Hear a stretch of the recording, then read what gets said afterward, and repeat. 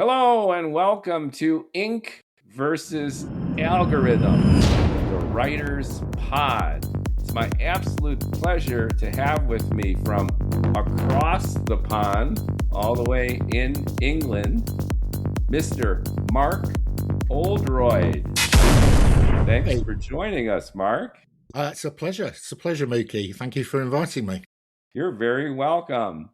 Mark is a retired logistics supply chain expert. And over the last few years, you've created your own comic business, Suddenly Comics. That's where Mark and I met through Mr. Bill Field and that whole comic writing, comic art universe. That's correct. And now you have written your first novel, The Chamberlain's Gambit. And I am thrilled to have you on to talk about your evolution from Suddenly Comics, interest in all things comics, to a writer. And I've read your book. It's in preview right now, and we can talk about your process for getting it out into the world. And what fascinates me the most is you've gone back 5 centuries to 1483. The War of the Roses. Yes, indeed. Tell us about how this came to be, Mark, and what you're looking for in terms of ultimately getting readers. You want reviewers for your book. I do want and reviewers. I'm happy to get the word out for you. Right. So I've always been a big fan of murder mysteries. Okay, so I collect as well as collecting comics. I also collect first edition murder mystery novels. Agatha Christie, Ngaio Marsh, Ruth Rendell, people like that. So I've got bookcases full of murder mysteries. And most of the stuff that I listen to on my iPhone and download books, it's all murder mystery stuff. So one of the things I always had on my bucket list was I wanted to write a murder mystery. Yeah. So I'm retired, so, I've got a bit of time on my hands. Plus, my wife and I often go off traveling in our RV around Europe for 2 or 3 months every year. And so when you're sitting in an RV at night, all you've got to do is stare at each other. So I did and drink wine. So whilst sitting there drinking my wine, instead of staring at my wife, I decided I'd try to start a novel. And I would bet your wife probably appreciated that move as well. She's very grateful. She got more of the wine then. So I thought, right, okay. So having decided I'm going to get down and do it, I have to decide, right, who's my detective going to be? Who's my man? Because I want to do a series of novels, not just one. I want it a bit like Sherlock Holmes. I want to, and Brother Cadfael, and some of these other people who've got series of books. So I thought, that would be a good idea. So I want a series of books. I've got to have an interesting. I've got to have an interesting detective. So I was sort of musing about this, and then I thought, often people say, write what you know about. Okay, so I know nothing about 1484 or the War of the Roses, but I do live in a village with a lot of history. So I live in a place called Great Bardfield in the county of Essex, and Great Bardfield has got a long history. And it was certainly around in 1484. It's an old coaching town. And one of the things that it was known for back in the day, as long back as 1484, was it had an annual horse fair. So that was sort of sitting in my mind, thinking, well, it'd be quite interesting to do something around, Bardfield, because I do know about Bardfield. I do know some of the history of Bardfield. Plus, I then thought, well, we've got some interesting castles near us as well. We've got Headingham Castle, that's only about 20 miles away. And we've got Framlingham Castle, which is a beautiful castle. That's about 25 miles away. So I thought, oh, okay, so maybe I'm sort of going to set this around Bardfield and Headingham and Framlingham. Who's my detective going to be now? So then I thought, right, okay. So I went to visit Framlingham Castle. I've been before, but I went again, and I sort of looked at it, and I started doing a bit of the research into the history of the people who were, who'd owned Framlingham Castle, and one of the people who sort of owned Framlingham Castle was a guy called was the Duke of Norfolk, a guy called John Howard, who was a very famous guy. He was basically King Richard III's right-hand man. So I thought, okay, this guy sounds quite interesting. He was Richard III's right-hand man. And then I thought, Richard III, he's an interesting guy.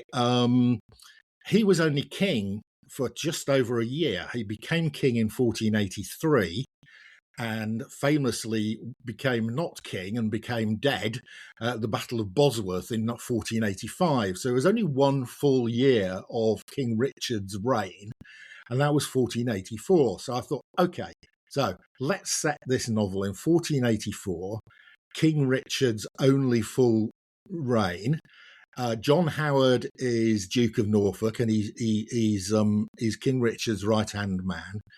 So who's my hero going to be? So I started looking at Framlingham Castle, and there had been, before John Howard, there was a previous guy who'd had it, who was his uncle, I think, and he'd had a fairly famous Chamberlain who looked after Framlingham Castle. But when he died, there's no records as who became Chamberlain. So there was no record of who is the Chamberlain at Framlingham Castle when John Howard was in charge. So I thought, here is an opportunity for me to create a fictional character. So I thought, right, my guy's going to be the Chamberlain of Framlingham Castle. That's amazing. And for Americans, this is particularly astonishing because we're not really rooted. America is only 250 years old. We're going back twice that length of time. Exactly. And to your point, you live in a town that to a certain extent, I'm sure you've got architecture going back. Some of the buildings, hundreds of years. Yeah, the main inn I talk about is the building that was the inn is still in Bardfield. A number of the it's a very historic village. A number of the buildings are listed, so you can't do anything to them. And they're sort of from that era. So I'd say probably a third of the houses in Great Bardfield were around at the time the novel was written. See, that's astonishing. And again, Americans don't get this. What Umberto Eco called us living through hyperhistory, because we don't really have any. We make it all up, and then we exaggerate our own self-importance within the scheme of things for the world and ourselves, because we have no idea about being so deeply connected to history as the English, as you are. But what's also fascinating to me is your choice of this time, because as you illustrate, Richard III was weak. So you had a situation historically setting up the War of Roses, if I've got this right, of weak monarchy and emboldened nobles who are all duking it out, not only in England, but in France. All over Europe, All over Europe. And that precipitated this conflict with the two houses fighting each other. That's right. So the War of the Roses has actually been going on for quite a period of time before Richard. So the period we're looking at is right at the end of the War of the Roses. The War of the Roses started because there were two branches of the Plantagenets, and they both somebody died, and they both claimed that they had the right to rule, and then for 30 odd years they fought each other through various kicks. So what happens, there was actually, before my novel, there's actually 10 years of no wars at all during the War of the Roses, because King Edward IV won 3 battles in a row against the Lancastrians in, I think, I 1470. love the names, the Lancastrians. And then the House of York is Yeah. what's the formal name for them? Well, they're Yorkists. The Yorkists. So the Yeah. Lancastrians and the Yes. Yorkists. And it's the white rose and the red rose. And the white and the red. And it's got a whole Game of Thrones quality going on. Only this is for real, folks. This is for real. This isn't a fantasy novel. You wrote a historical novel. Yeah. So Edward IV becomes king. He's quite young. He's actually a military leader. He actually fights in all these battles. You know, he's not sat 10 miles. No bone spurs for Edward. No. And he was quite an inspirational leader, apparently. You know, he would ride amongst the troops, rallying the troops.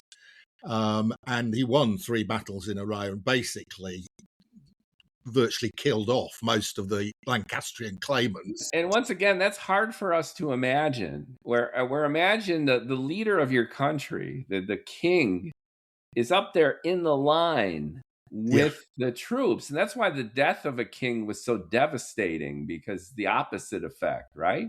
So Edward IV was, you know, he was relatively popular, you know, and he died very suddenly. He in his early 40s. He obviously died of some bug, you know. He suddenly died of an illness in his early 40s. No penicillin, folks. No penicillin. Vaccine. So suddenly England was without a king. Now, he had 2 sons, okay, but they were young. I think they were 11 and 12. Richard at the time was Duke of Gloucester, and he was Edward's brother, okay? So he was the uncle to these 2 young sons. And he said, I'm going to be their protector until they come of age. Yeah. Well, so he puts these 2 young princes in the Tower of London to protect them. Also, what he then does is he discovers that his brother had made a marriage proposal to somebody else before he'd married his wife. So he then said his marriage to his wife was illegal, because he'd made a proposal before he got married to someone else. And therefore, the 2 princes in the tower were no longer his heirs, and therefore he should be declared king. Amazing coincidences that ratcheted up to essentially give him the throne. Richard declared himself king, and he had enough nobles with him to be able to carry it. And strangely, the princes in the tower were never seen again. Another coincidence. It's a mystery. Nobody knows what happened to the princes in the tower. If you read Shakespeare, you will know a lot of this. Right. So Richard also theoretically had a hunched back. Whether that's true or not is open to... Once again, the bard who came in Elizabethan times loved this era, because the plays at the time were derivative of this kind of stuff. And then he, of course, took it to the levels that we now appreciate. So when Richard took over from Edward, he was not as popular as you can imagine. There were a number of people who thought, hang on, mate, this is a bit dodgy. And so a number of the nobles who had been loyal to Edward began switching their support to a guy called Henry Tudor, who was the only remaining Lancastrian with a connection, you know, some form of connection that could claim a right. Now, Henry Tudor had run off to France because it wasn't safe for him in England. And he was being supported by the French king, actually. So Henry Tudor was beginning to get support, to the extent that he was building troops in France, mercenaries and troops from nobles and so on, and probably getting ready to. So it looked as if in 1484 that the War of the Roses was going to erupt again, because there were rumours that Henry Tudor was going to, bring his troops to England. He was going to make his move. Yes. Mm. So it's a very interesting period of time. So this is there's a lot of politicking going on. There's a lot of people disappearing and getting killed. And so it was a good place to set, good time and era to set my novel. Yeah, and speaking of Umberto Eco, whom I've brought up before, there's Eco-esque, Econian qualities to your book, where I would say you're painting a vivid picture, but you're also infusing it with politics and intrigue and the mores. You're great with the descriptions of the time. So one of the books that I would say is a comparator is the Name of the Rose. That came to mind in a flattering way. I think. I mean, it's a great book. I wouldn't compare myself in any way as being anywhere near as good a writer as Umberto Eco, but there are similarities in that his hero is an older gentleman and playing the role of a kind of detective, a sleuth. Yes, right? Yeah. So there's a murder. There's a murder that sets in your book. I liked how you're driven by action. Many times in historical novels, writers tend to be distracted by the bounty of the context. Yes. So you've done a wonderful job setting it up for our listeners and viewers, but many times writers with lesser skills than you get lost in those backdrop details. I think you did a wonderful job of contextualizing the action. Okay, good. Bringing in the history when it was appropriate, but it is focused on this situation, on the murder mystery. With this castle. And you're also significantly driven by two things that I think work in literature. Number one, which is character. You have very likable characters, including Robert Stone here. Yeah. And then what's also terrific is you're driven by the action. Your archery setup was terrific. Yeah, I mean, I like a book to be fast paced and to I like things to happen. So there are quite a lot of sort of dramatic events and surprises. I thought it was fun, and even the layout is easy to read in this age. You've got a nice looking font, and the pacing is good. So for 2025, you're going back 500 years, but you're taking a very contemporary approach in terms of reader sensibilities and expectation. One of the challenges is anachronisms. So you've got to remember you're in 1484. So you can't refer to things that weren't around in 1484. And you can't use words. Well, I tried not to use words that didn't exist or didn't have a meaning that existed in 1484. Now, I haven't completely eliminated it. Actually, in the copy you've got, I've already spotted an anachronism in that one of the inns they stay at, they have a beef and potato pie. Well, potatoes were not in England in 1484. So I've had to change it to a beef and vegetable pie. It's that type of small detail that if you look careful, people who read historical novels pick up on these things very quickly. Yeah, there's a whole cottage industry of finding bloopers and mistakes in historical fiction. And I think there are whole message boards on Reddit committed to people calling out historical fiction writers. Exactly.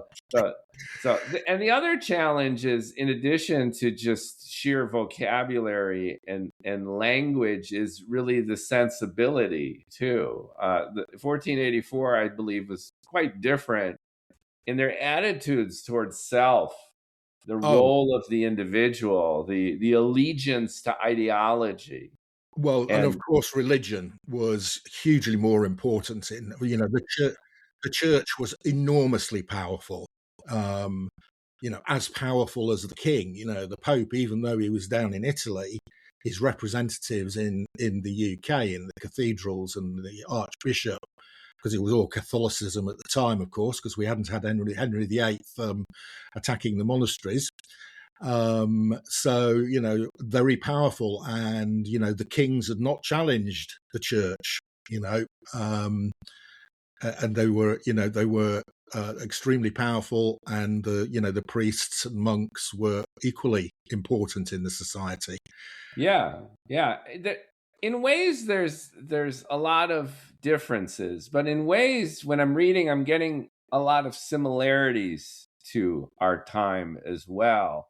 So you have this conflict between ostensibly weak monarchy, you have emboldened nobles. Yep. You obviously have the England-France conflict that's fueling this entire conflagration that's brewing and then erupting. But you've got your Robert Stone, and he's very analytical. You have not to give away, spoiler alert.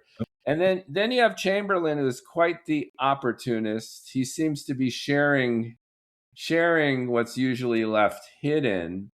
And again, not to lead the readers here too much, but you have a building Pyrrhic victory where an individual finds himself empowered, but standing there with nothing.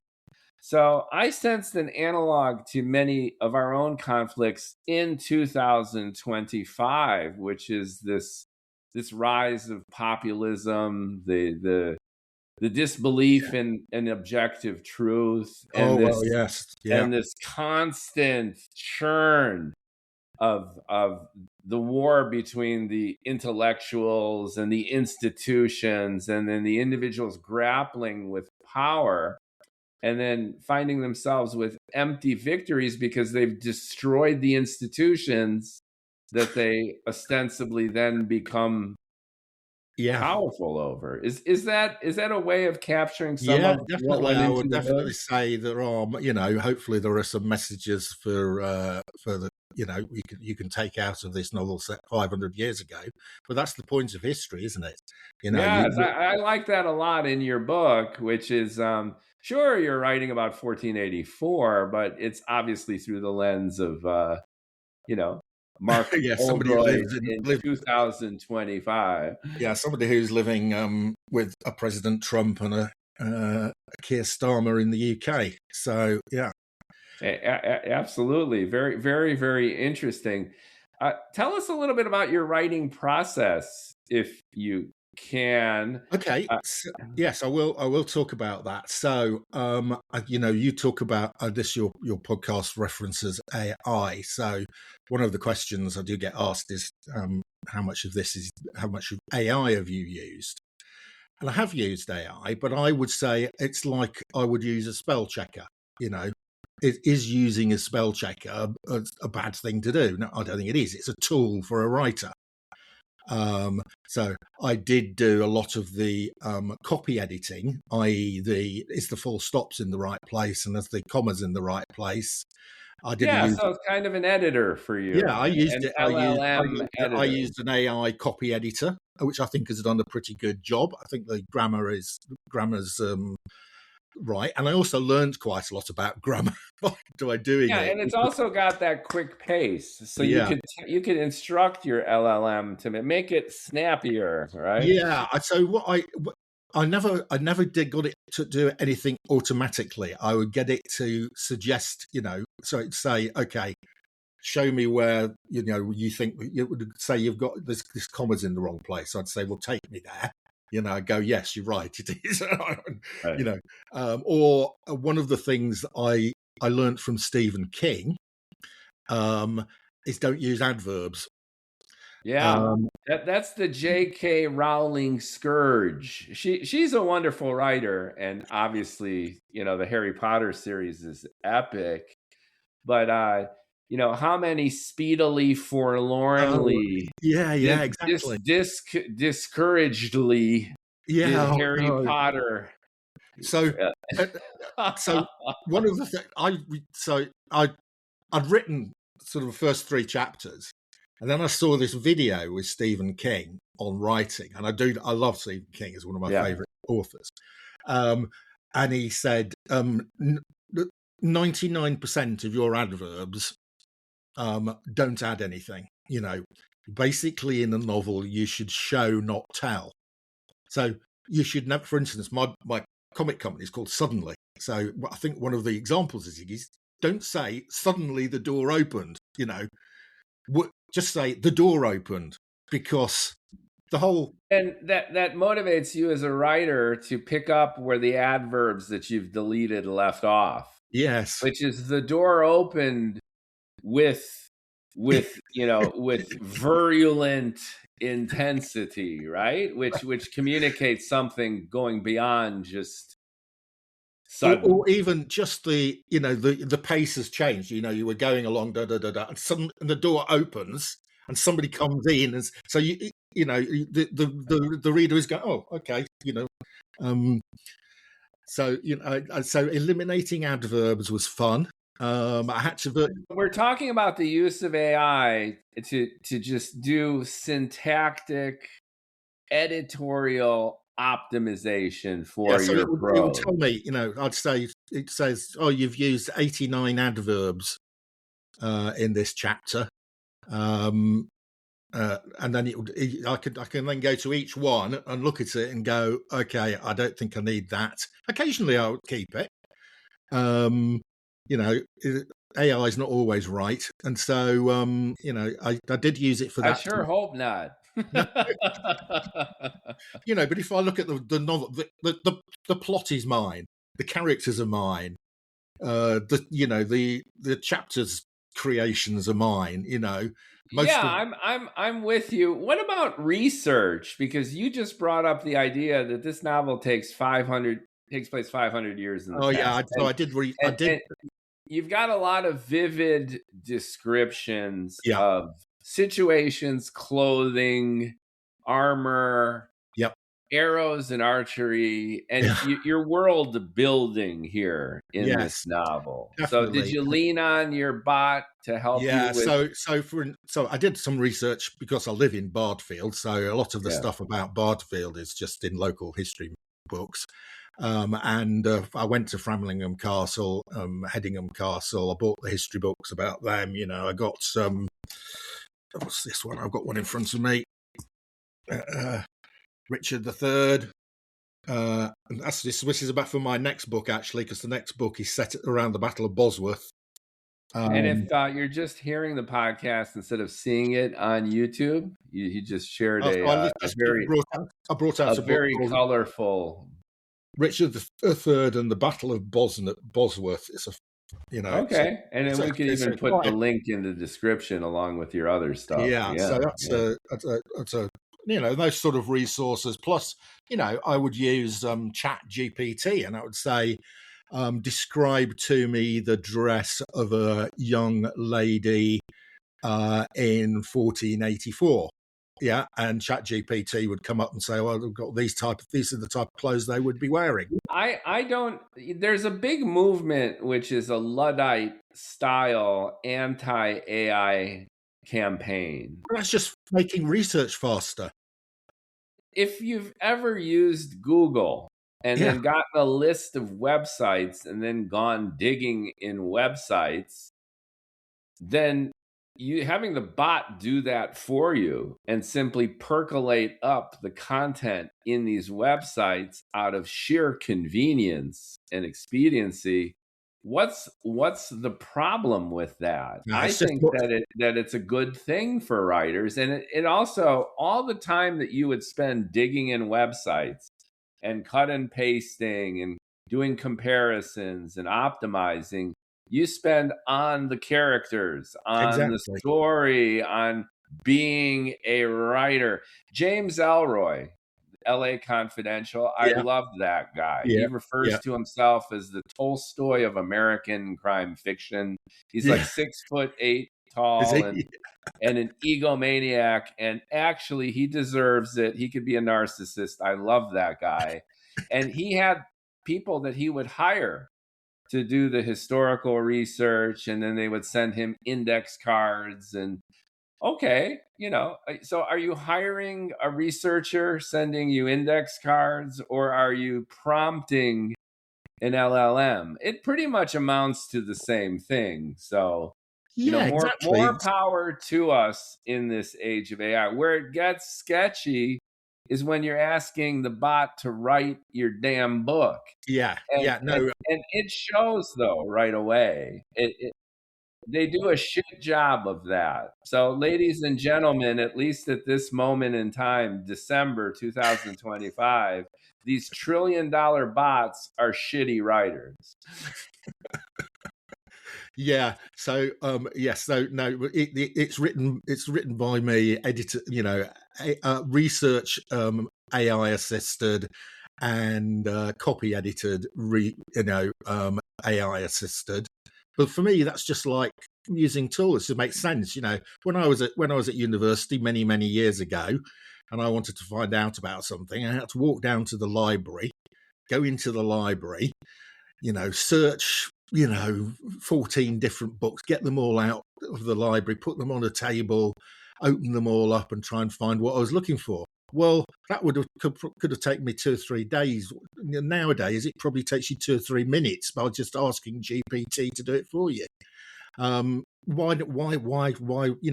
Am I any better a novelist if I spend 3 days finding out what, somebody wore in 1484 by going to the library? Or why would you do that? Yeah, I mean, Euler spent hours and hours calculating E to 6, 7, 8, 9 decimal places. That takes, even with the math, takes work. Imagine Euler with a computer. Okay, I think the history of mathematics would be different, and more power to Euler for not having it, but I think Euler 2.0 would have given us even more knowledge, right? So come on, folks, use AI responsibly, writers, and take advantage of something when you've got it. Yeah, I mean, I think the copy that I sent you did have a book cover on the front of it. It did. Yeah, and that was AI generated. That actually was, because basically you have the silhouette of an archer in a gateway of what looks like a castle. And it's very medieval. It's got a very medieval sense. But it looks photorealistic. Yeah. I thought that might have been you in an archer outfit. I wish. No. There's a lot of bows and arrows in my book. Yes. So, yes. Yeah. I was itching my eye when I'm reading this reflectively. Yes, the murder does occur with an arrow to the eye. Yes. So that was kind of visceral. I was blinking through that. But I think overall a wonderful job. And now that you've shared your inspiration, the historical context, parallels with our current society and values, your writing process, let's shift gears a little bit into your review process now, what you're asking people to do if they've got the time and energy to do it, and then your vision for bringing this novel out into the open and marketing it. Okay, that's a good question. Thank you. So, yes, so the book basically it's had 3 edits, and it's been copy edited, so I think it's pretty good. It's laid out quite nicely. It's easy to read in the I've got it in a PDF format, so it's all ready for anybody who wants to have a read. So before I go out and try and market this book, and I am going to go and try and market it to the traditional route first, so I am going to try and find an agent in the new year. But one of the things I think would be really helpful is if I'd had some people who are completely unconnected to me, who like reading, who've read my novel, and perhaps done a short review for me, so I could share some of those reviews in my process of trying to get an agent. So if anybody is watching or listening, and they would like to read a historical murder mystery set in 1484, then the link to my email address is below, I think. Mookie said he's going to put it somewhere. I'll put all the information also about your Suddenly Comics too down there. But basically the call to action here, folks, if you're interested in checking out a novel, which I, as your podcast host here, will vouch to being a highly entertaining, engaging read, go for it. Reach out direct to Mark. He's looking for reviewers. And now, by reviewers, are you looking for continued feedback Yes, yeah, on the prose absolutely. Yeah, itself? no. So I would also like, if you don't want to do a review, but you want to read it and say that was awful, or you want to say on page 463 you said this, and that wouldn't have happened in 1484. Perfect. Now, When the Tesla rolls into the court, then maybe some people might take issue with that, and then they'll be the first to call you out. So if you are one of those Reddit people who gain tremendous satisfaction by finding historical anomalies in historical fiction, this project is for you. yeah. So now is the time to tell me. Not when there are 10,000 copies being printed. They're floating out. So you're amenable to feedback, both in terms of the story, the characters, a literary and an insightful review from discerning readers. Yeah, I'm happy for character feedback. So if somebody says, well, this character's not acting consistently, or this character's not believable, or I got bored on chapter 6, or let me know. Good for you, because I think you're writing to be read, and also your eagerness and willingness for feedback is great too. You're taking a very open-minded approach. You're making yourself vulnerable in a certain way, but you're also optimizing the text itself for a broader audience, and you're getting the kinks out prior to this. Yeah, and, I did do sort of after the first edit. I did send some copies out for beta readers, and got some good feedback from beta readers, most of which I've taken on board. Interesting things like my main character is called Robert Stone, and one of the other major characters initially was called Rupert. And people said, hang on a minute, there's too many people's names beginning with R. I don't know which one you're talking about. I had 2 or 3 people say it's confusing. So I had to change one of my characters' names from Rupert to something else to, and that was useful feedback, and it was a lot better. Another person said, there's too many characters. It's getting too complicated. I don't know who everybody is. It's still quite a lot of characters, but I have eliminated probably a third of the characters on that sort of basis. So yeah, feedback is extremely useful. And I don't accept all of it, but probably 2/3 of it I actually do, and then I go and change it and improve it.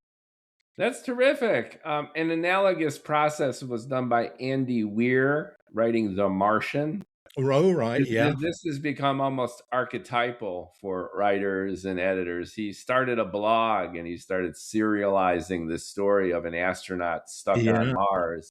And he was a software engineer, and a bunch of engineers started chiming in.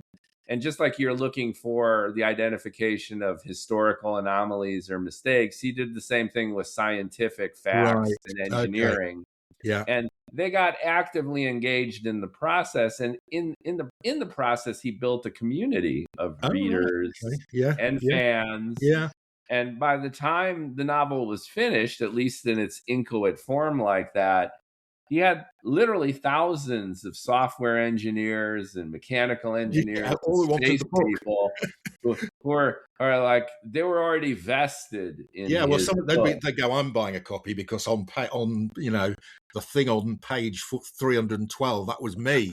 I'm the one who pointed that out. And when you see a Hollywood movie, or any movie too, I had some friends in the business, and I would ask them, what did you think of the new superhero movie?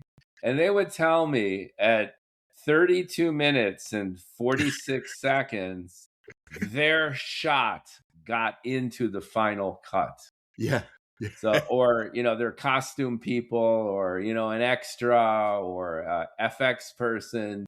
And then they own that moment of a movie. And I think readers who get themselves engaged like that take pride in it. They become part of the process. And then they'll buy your book and share Oh, it. And hopefully. Right. So if you want to be part of the book, just give me some feedback. So the plan is, back to your original question. So the plan is I'm going to try the traditional route first. So I'm going to do my research, find agents that do deal with historical novels, find agents that deal with murder mysteries, send them an extract, hopefully send them some of the reviews, feedback that I've had.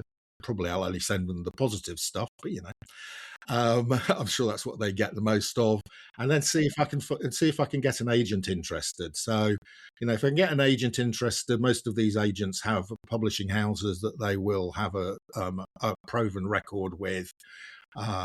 So they will then take it and try and sell it to a publishing house. And fingers crossed, and who knows, as you said, it can take quite a long period of time. I think probably 3 months is but short, but maybe about 6 months. Give it a try for 6 months. If I don't get any bites, I'll probably just go, oh fine, I'll just pay for a couple of 100 copies to be printed myself, and put it in the local bookstores in and around Essex. There is a obvious temptation to become an indie author. And I've taken that route. Yeah, I know you have. Yeah, and for better or for worse. So you're completely empowered, but with just like Uncle Ben told Spider-Man, with great power comes great responsibility. So it's all on you. Yeah. So you within days of uploading your final PDF, you have a printed, professionally bound copy on your desk. Yeah. And you have global distribution through Amazon, through Barnes and Noble, through probably a dozen reputable self-publishing engines. Yep.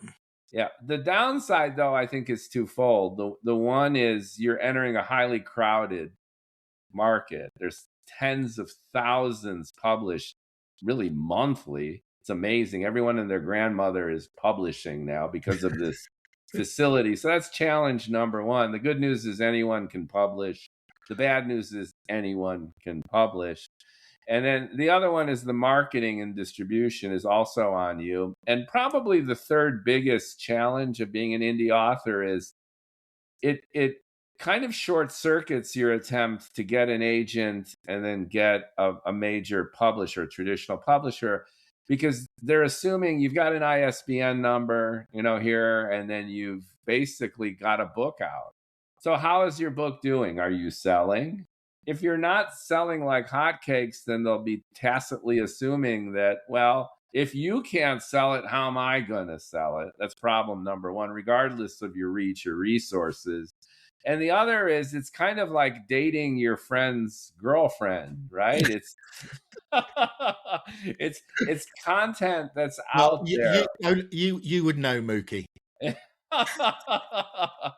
I'm totally innocent, but pardon my analogy there, but it's like content is already out there. There's nothing raw and special about it. So unless you radically change it and turn it into something else, I'm not going to take something that's already been published. I'm an agent. I want new material. Yeah. And if I take it to a publisher, they're going to want something new. They're not going to want something repurposed. Now, logically, I think this makes no sense because I think there's terrific indie authors out there. And who knows? Who cares? You might have a reach of a few thousand people, but the world doesn't know who the hell you are. You're an indie author. Yeah. And that's an opportunity to repurpose. And there is some repurposing, but I'm just bringing up the opportunities of indie are immediacy, control, satisfaction of having your own work freed to the world. Yeah, but and I probably will go to that route if I can't. I'm not going to sit around. So that's forever. It sounds to be like that's plan B or C. That's you're going to go with the agent. That's plan B or C. One of my because this is you've read the book, it sets itself up to be part of a series. Okay. So there can be books before it, stuff that this, because he's in his sort of 50s, my main guy. Yeah, the young Robert Stone. The young Robert Stone. We could explore him. And we That's know. when he dates his best friend's girlfriend. Oh, is that right? Okay. I'll just let me write that down. Right, and then we can. There's things afterwards. So the next book I'm thinking about is because 1485 is the year after 1484, and that is the year of the big Battle of Bosworth. Right. So, John Howard, at the age of 61, leads King Richard's troops at the Battle of Bosworth.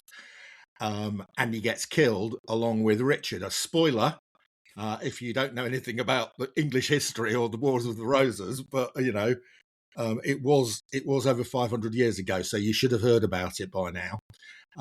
So they get killed. Now, can you imagine?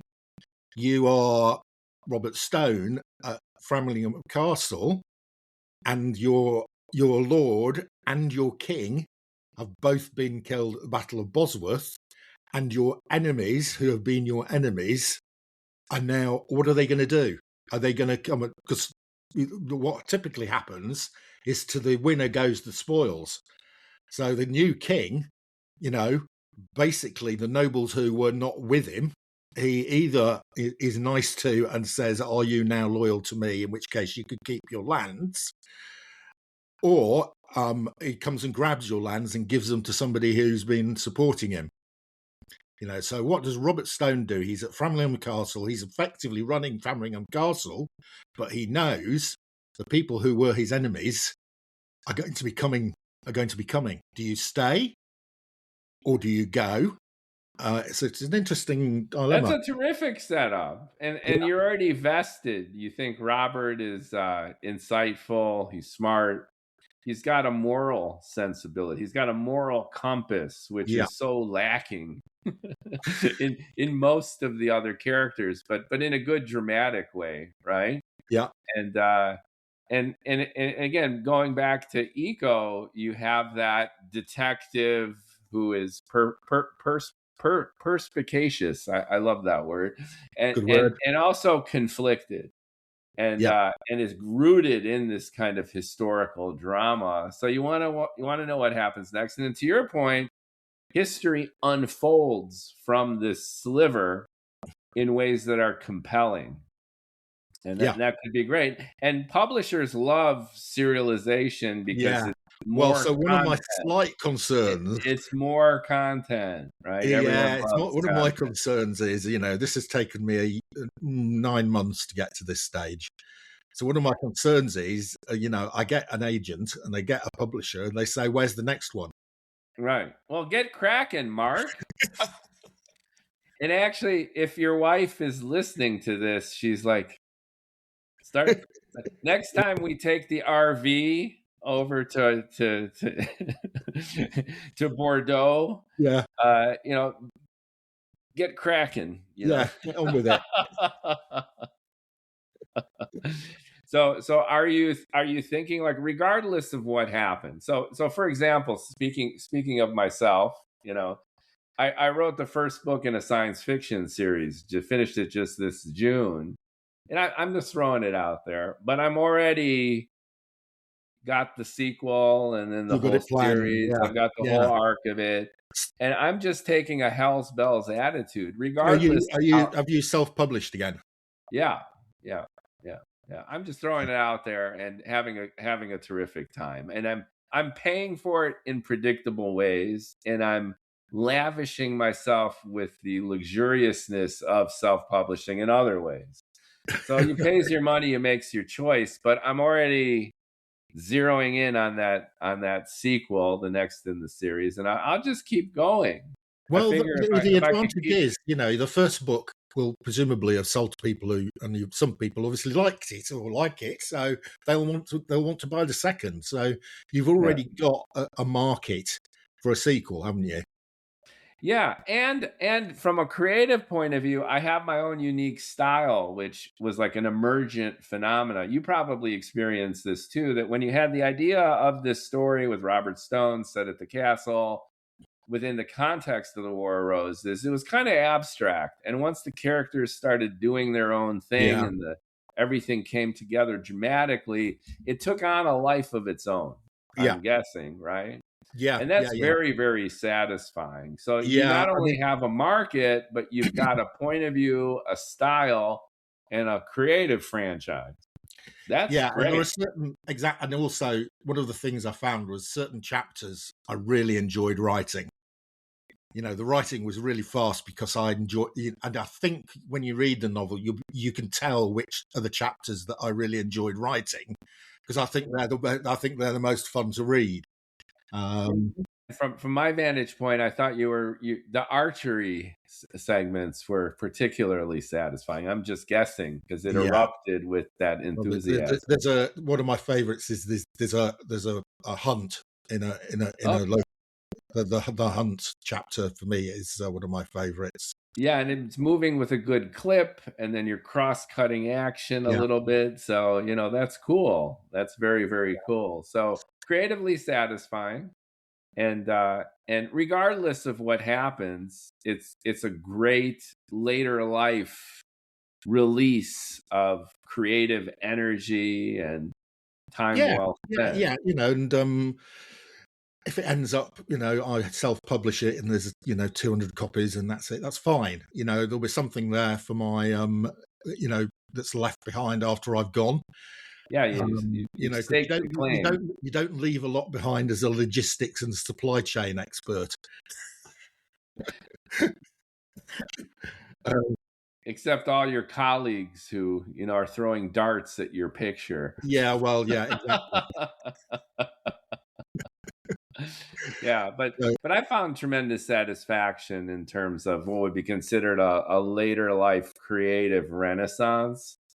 And this podcast is dedicated to writers, especially those who take it on at any yeah, point in their life. And it's just so satisfying. You've been interested though in creativity and storytelling. yeah, You know, mainly as a consumer, mainly as a reader. I do, and I still read voracious. yeah. So I've known you as you've reviewed Yeah, my illustrated holiday novel, which is how we connected a it couple is. years ago. You Yeah, were gracious enough to do a video review. You've got a channel, yeah. which we can also put in the Yes, I descriptor do have notes. so I have a comics YouTube channel. Maybe I ought to set up a Robert Stone YouTube channel. Absolutely, which is the next marketing idea. Yeah. So, for my science fiction novel, I've created a promo website in Okay. Yeah. a simple kind of way. I Yeah. did use AI to actually create the characters that were in my imagination. So that's relatively easy to do, if not infuriating real comic artists.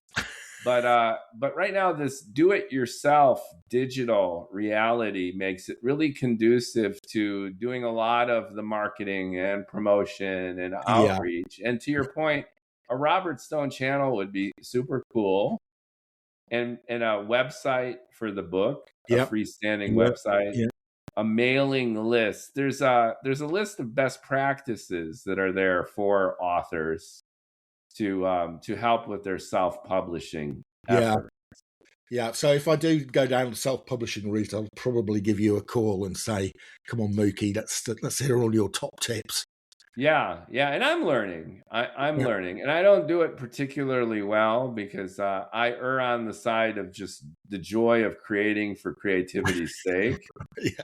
And it's like Joyce, right? Like the two brothers, Shem and Sean. Shem wrote the word and Sean would proselytize it. And the Right. archetypal dichotomy and discord is that Shem knows all about it, but no one cares because he can't communicate it. Yeah. And Sean doesn't even know what he's talking about, but gathers everyone around with enthusiasm. So that's the split, right? We're born Shems or Seans, and it's hard to Yeah, bring the two yeah. I together. mean, yes, I'm not a salesman, so it's although I do sell quite a lot of comics, but maybe I've got a bit better at it. But yeah, so yeah, if you're interested in comics and go to my YouTube channel. There's about 480 videos in the library. Just wonderful, and you're fun. Your enthusiasm is contagious, and you're also succinct. You get to it. And if you type in secret Super Santa, you'll actually find my interview with Mookie. So Mark and I go back to the Super Santa holiday satire I put together with Rusty Unisov as illustrator and co-creator.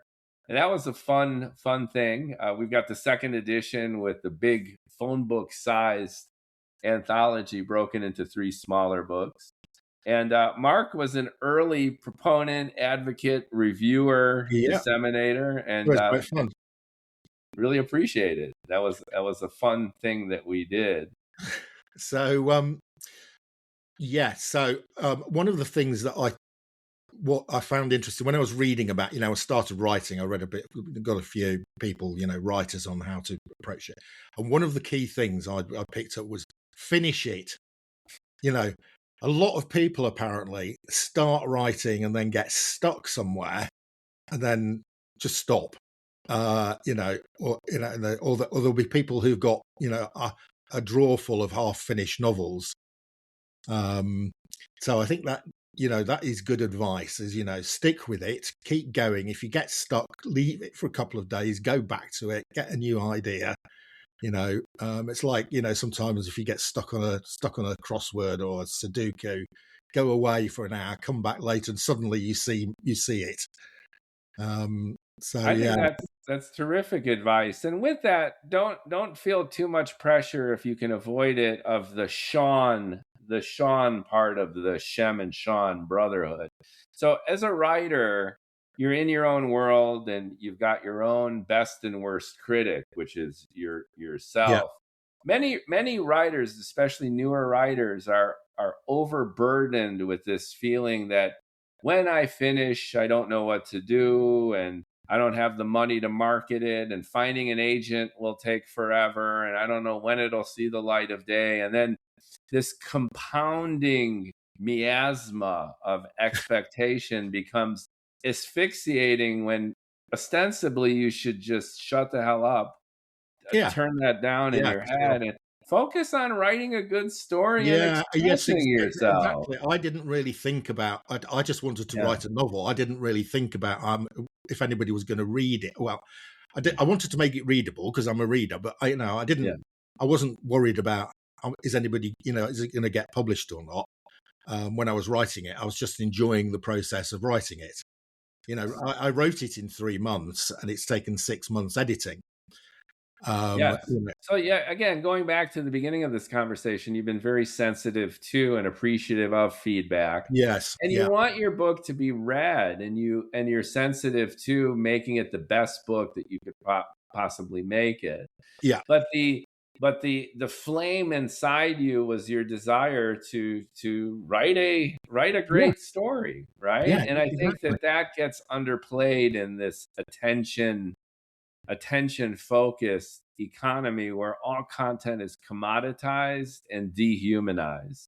Yes. And there's this obsession about AI and using AI, but what's also lost in the mix is you can't be a good writer if all you want to do is to be a famous writer. And it's the same thing that applies to every craft, which is just get good at it, get it done. Yeah, exactly. For me, exactly right. I'm of a certain age that, realistically, if I do get an agent, it's going to take 2 years before the thing hits the shelves anyway. So I've got to live a bit longer. So I'm a bit... and maybe even dive into the sequel parallel process, which is to your point, Robert Stone. It ends in I don't want to spoil the ending, but it ends in a way that's paradoxical and that leaves Robert Stone kind of hanging as well. And there's dynamic tension to that. And to your point, this was just a harbinger of a major conflagration, which was to come the very next year, right? Yeah, exactly. So maybe, just keep cranking and go for it. And while you're writing, it's do some of the marketing and seeing if you can outreach there. And And if no one else will be thrilled by that, it'll be your wife. Well, yeah, keeping my wife happy is, of course, the number one priority. So, Happy wife, happy life, and did I see happier you had a new woman in your life somewhere? somewhere. Yeah, I've actually had a very supportive partner right Good. now, and again, not to compare and contrast, but it's hard to find a partner who is vested in any of your creativity. They might like you, to be the person that you are, but being interested in your interest is sometimes asking for Oh, too my much. wife was very good on this. So That's great. after each chapter, I'd send it to my wife first, and she would, Wow. she'd read each chapter as it came along, and she'd pick things up. She'd say, because Yeah. she likes history, so she picked a few things up. She said, "Well, that town isn't in Norfolk; it's in Suffolk," or. And at one point, I wrote the clatter of spoons and knives on the plate. She went, "They didn't have spoons and knives and plates in 1484." Oh, okay, So she was actually quite useful in the early stages for eliminating some of the historical and errors. See, that's thrilling because many writers find themselves on their own, and to have one's life partner in particular be vested and interested and supportive is really lovely, lovely to hear. Yeah, And I lucked out too with this book where there was a stack of draft manuscript on my living room table. Like, you know how this hmm goes, yeah, several hundred pages. And she looked at it just casually and she's like, "What's that?" And I go, "Well, that's the novel I've been writing that I told you about." And she starts just flipping through. And then she stops after the third page and points to one of my 3-line paragraphs there and goes, "You missed a period," or, and then I was like, "Oh, okay." And next thing I knew, she was vested. So yeah, she was yeah, acting as impromptu editor, and I think she made my book better, both yeah, syntactically by pointing things out that might not have been clear, and also in terms of the story, because I have a lot of female characters, and I have relationship with women, and I had a credibility issue because I'm a bald man. yeah, And she gave me the assurance that I could write with credulity about females and female situations. And she yeah, said, "No, it's believable. Trust me. You're not coming across as if you're preachy or pedantic. And actually build it up a little bit. Let yeah, yourself loose yeah, because you yeah. do have that credibility." So sometimes it's wonderful to have No, that yeah, kind of yeah, feedback, and exactly. most importantly, that kind of emotional support. So yes, it could happen, and that's been an inspiration for me. And I'm glad that your wife, despite the fact that she told you to go write a book so you could leave her alone in the RV, is a very sympathetic and Yeah, so she was enthusiastic partner for you. one of the funniest ones. I went to, there's a site called Goodreads, and you can ask for Yes, of course. you can Yeah, ask for beta readers on there. So after about the first, very early on, after the first, still very rough. It was about maybe halfway through the first edit. I had a couple of people do a beta read, and one person on Goodreads took the whole thing and did a complete line by line um, criticism, right? yeah. And they did not hold back. You know, they were really brutal. It was things like, And who on the one hand, you got to be flattered that somebody would dedicate what I amounts know, to several days of effort to and, critique your and they were stuff. so brutal. They made me laugh with some of the. They said, "Oh, flipping heck, we're not going back in the library again, are we?" So and they actually made me laugh out loud. And I wrote back to them and I said, "Thank you so much for this." I said,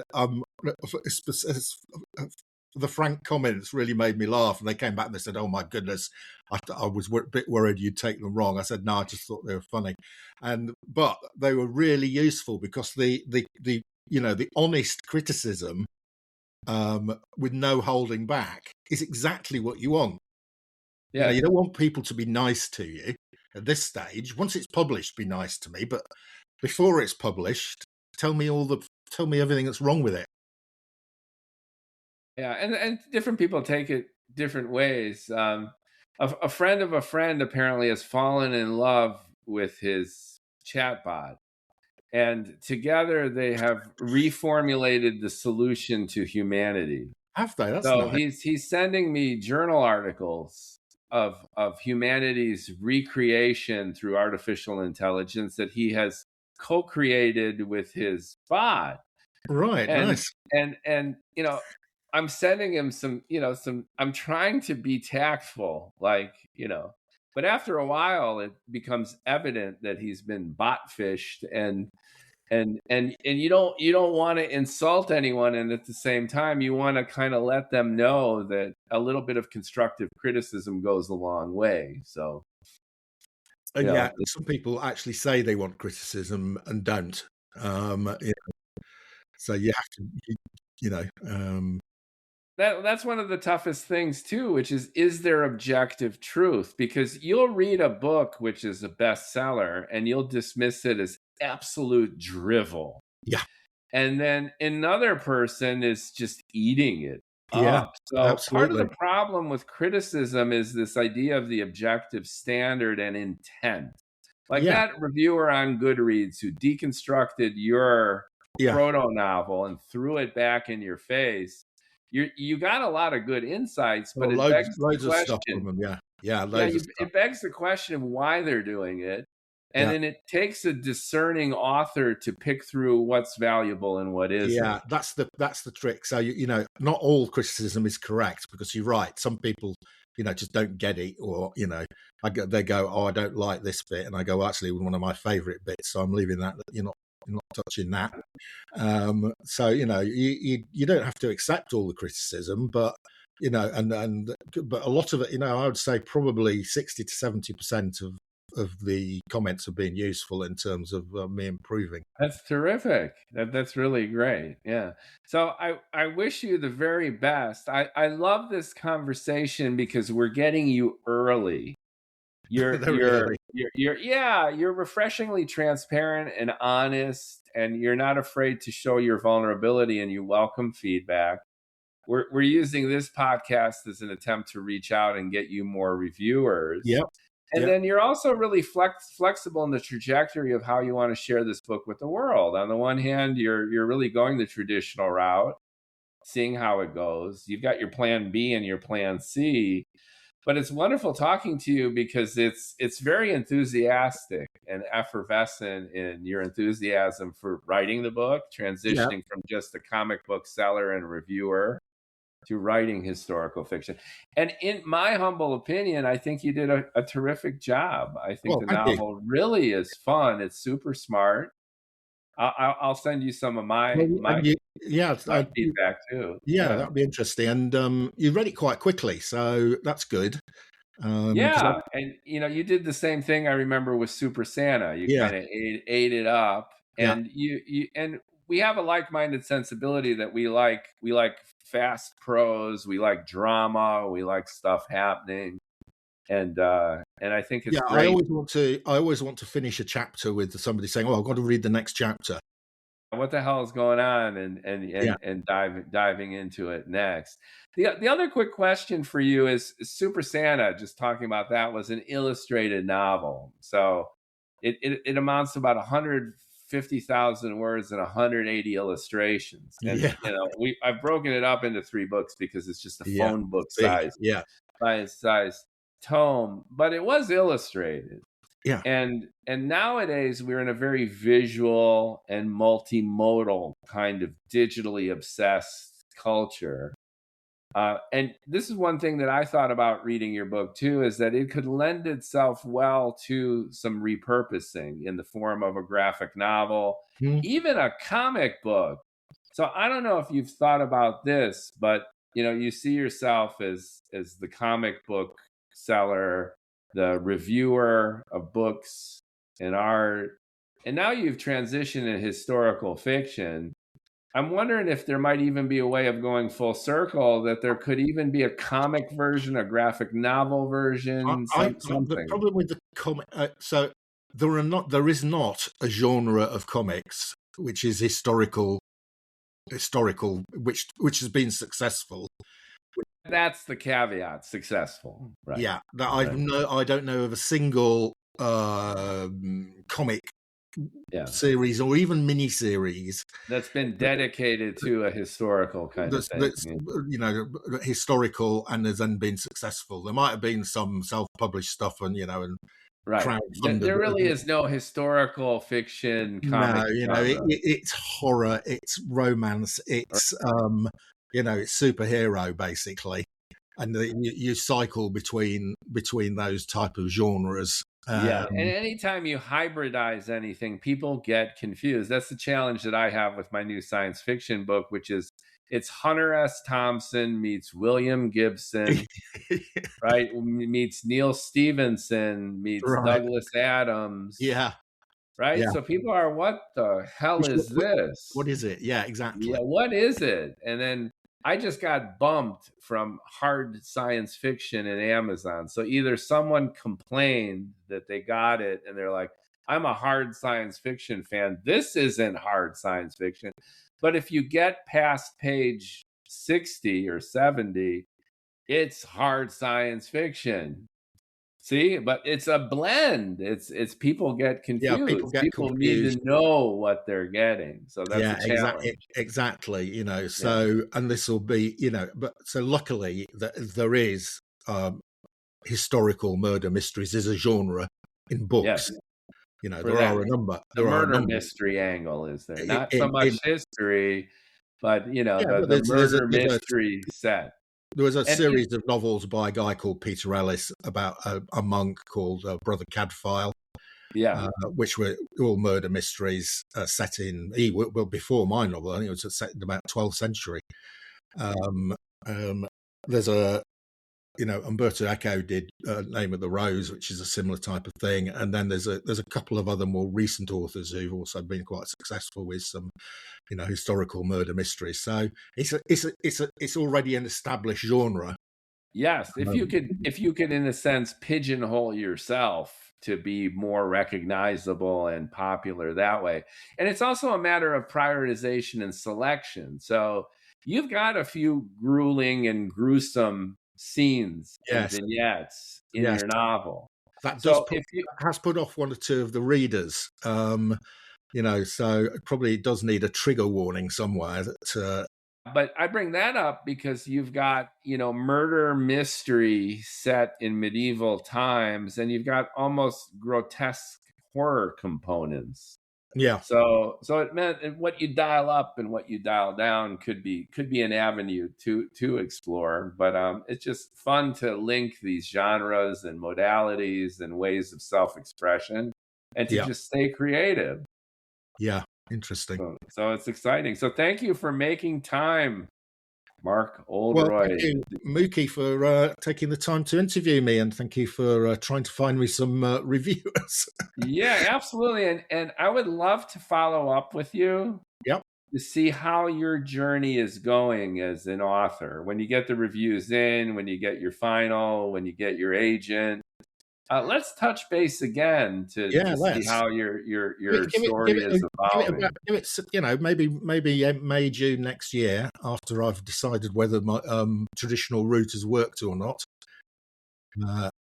Yeah, and I'll take this. We're gonna have a YouTube version of this, and I'm gonna chop this up into little vignettes with Okay. us.